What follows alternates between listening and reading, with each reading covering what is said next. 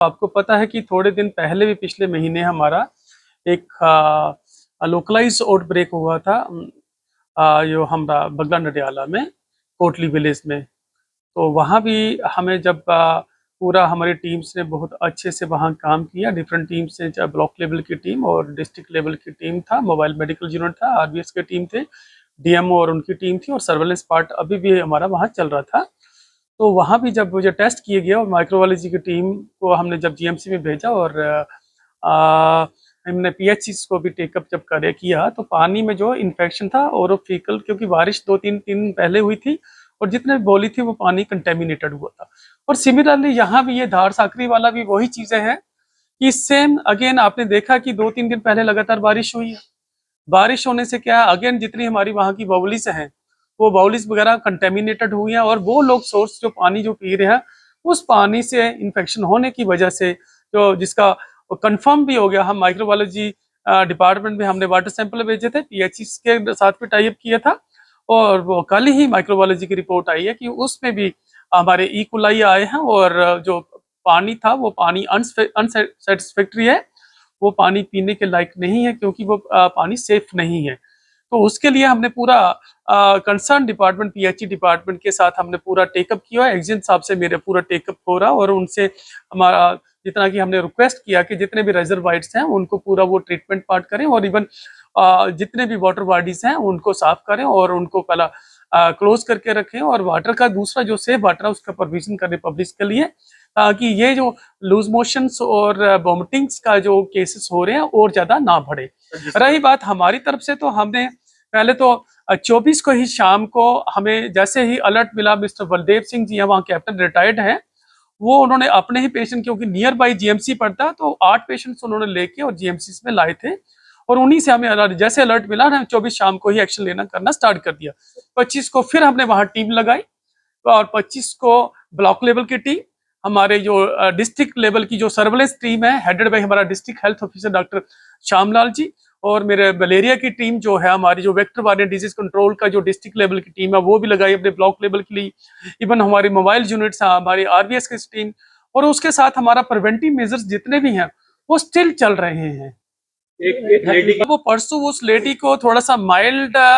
थोड़ा सा loose motion आया था, उन लेडीज को ट्रीटमेंट किया गया था और वो ठीक हो गए थे वहीं, क्योंकि परसों 21 पेशेंट्स को 83 पेशेंट्स को वहाँ स्क्रीन किया गया था। 83 में 21 जो पेशेंट थे उनको वहाँ जो माइल्ड सिम्टोमेटिक था वो हमने ट्रीटमेंट पार्ट किया था, वो ठीक हो गए थे। जो मैं आज को कल की आपको डिटेल देता हूँ कि 18 पेशेंट थे, 18 कल की डेट में 18 पेशेंट्स में 2 पेशेंट ऑलरेडी, ये भी डेट वाइज डिटेल है, जैसे 24 को हमारे पास 8 पेशेंट थे, 25 को 4 पेशेंट थे, 26 को 2 पेशेंट और 27 को 4 पेशेंट थे। तो इस तरह ये 18 पेशेंट थे जो जीएमसी में एडमिट किए गए थे। उनमें से 2 पेशेंट जो जीएमसी में रेफर किए गए जम्मू में, जीएमसी राजौरी से, और पेशेंट वो स्टेबल हैं, उनसे पूरा हमने डिटेल लिया हुआ और उनके साथ कांटेक्ट में है। रही बात कल की डेट में, कल इन्होंने 6 पेशेंट वो डिस्चार्ज किए हैं, 5 पेशेंट इनके पास अंडर ट्रीटमेंट वो जो स्टेबल थे, और 5 पेशेंट वो लामा हुए थे। कल रात को फिर मेरे को 12:30 बजे 1 बजे फोन आता है वो लोकेलिटी से कि वो जो पेशेंट यहाँ से लामा हुए थे वही पेशेंट दोबारा से उन्होंने वापस जीएमसी में लाए थे, और मेरा डिप्टी एमएस डॉक्टर जावेद से पूरा डिटेल में बात हुआ था, उन पेशेंट्स को फिर से एडमिट करा। और मैं ये रिक्वेस्ट करूंगा कि काइंडली जब हमारे लोग पेशेंट्स वहाँ पब्लिक को रिक्वेस्ट करूंगा कि जब डॉक्टर्स ने आपको एडमिशन किया है, दिस मीन एडमिशन, अगर वो सिम्टोमेटिक होता तो शायद हम वही ट्रीटमेंट कर देते, पर जब आपको एडमिशन किया जा रहा है तो काइंडली आप वहां से पेशेंट भागे ना। और हॉस्पिटल एडमिनिस्ट्रेशन को भी कहूंगा कि प्लीज काइंडली ऐसे पेशेंट्स का भी थोड़ा सा आपके जो वार्ड के जो इंचार्जेस हैं उनको ये कहें कि ताकि ये पेशेंट, और इसलिए हमारा उनमें से भी 2 पेशेंट जो सिक हुए और उनको भी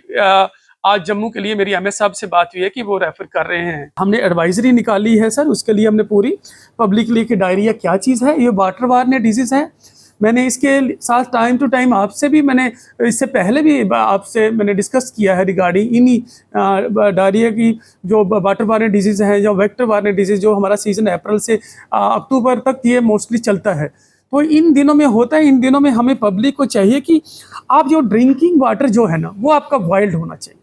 सेफ ड्रिंकिंग वाटर, लेकिन उससे पहले सोर्स जो है सोर्स जो मैं पीएचई को बोलूँगी कि आप अपने जितने भी रिजर्वायर्स हैं